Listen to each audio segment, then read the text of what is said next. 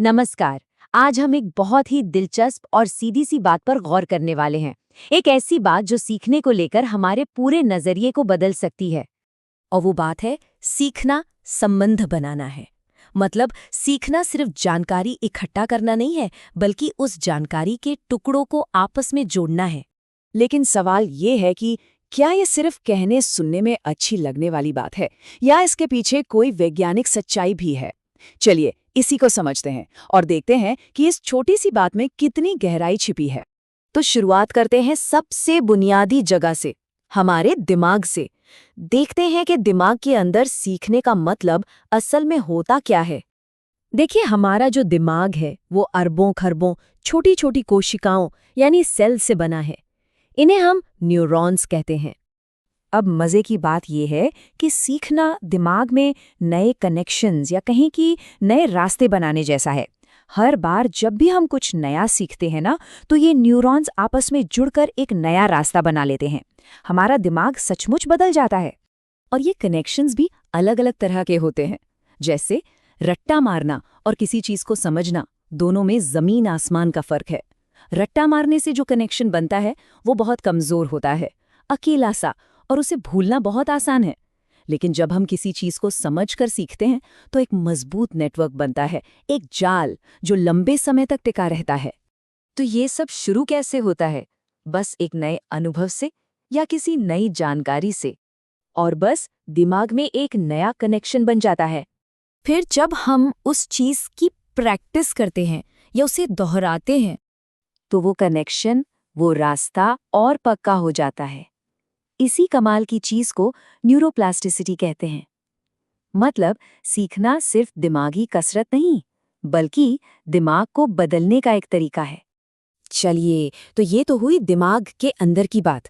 अब देखते हैं कि मनोवैज्ञानिक तौर पर ज्ञान बनता कैसे है। एक थियरी है, रचनावाद या कंस्ट्रक्टिविज्म। ये क्या कहती है?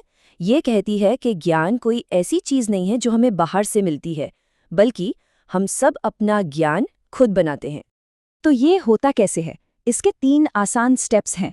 हम जो पहले से जानते हैं उससे शुरुआत करते हैं, फिर हमें कोई नई जानकारी मिलती है और आखिर में हम इस नई जानकारी को अपने पुराने अनुभव से जोड़ देते हैं। जैसे एक बच्चा जानता है कि चीज़ें नीचे गिरती हैं, ये उसका पुराना अनुभव है। फिर वो गुरुत्वाकर्षण के बारे में सीखता है, ये नई जानकारी है। जब वो इन दोनों को जोड़ता है तो उसे एक गहरी समझ मिलती है कि चीज़ें क्यों गिरती हैं। जैसा कहा जाता है, विद्यार्थी ज्ञान का निर्माण करता है, शिक्षक उसे थोपता नहीं है। मतलब साफ है, सीखना एक एक्टिव प्रोसेस है। अगर हम नई बातों को अपनी जिंदगी और अपने अनुभवों से नहीं जोड़ पाएंगे तो वो जानकारी हमारे लिए बेमतलब ही रहेगी। ठीक है, तो हमने दिमाग की बात कर ली, मनोविज्ञान की बात कर ली, पर असल दुनिया में हमारी शिक्षा में इसका क्या मतलब है? चलिए अब इस पर नजर डालते हैं। आपको जानकर शायद हैरानी हो कि भारत की जो नई राष्ट्रीय शिक्षा नीति 2020 है, वो ठीक इसी आइडिया पर आधारित है, कनेक्शन बेस्ड लर्निंग।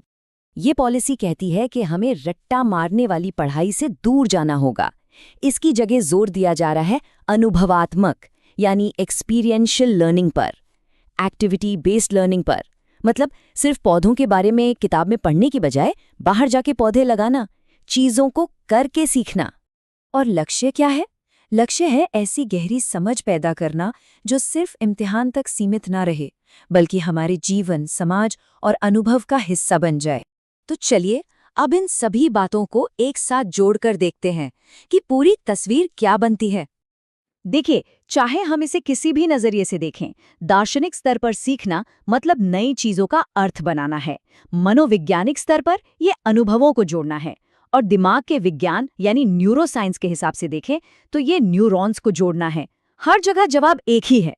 तो अब ये साफ है ना कि सीखना संबंध बनाना है। ये सिर्फ एक अच्छी लगने वाली बात नहीं है, ये एक वैज्ञानिक सच है, एक एजुकेशनल फैक्ट है और एक प्रैक्टिकल सच्चाई भी। तो हम वहीं वापस आते हैं जहां से हमने शुरू किया था, सीखना संबंध बनाना है। उम्मीद है कि अब इस एक लाइन का मतलब कहीं ज्यादा गहरा लग रहा होगा। तो ये चर्चा एक आखिरी सवाल छोड़ जाती है। अगर सीखना वाकई कनेक्शन बनाने की कला है, तो आज ऐसा कौन सा नया कनेक्शन बनाया जाए?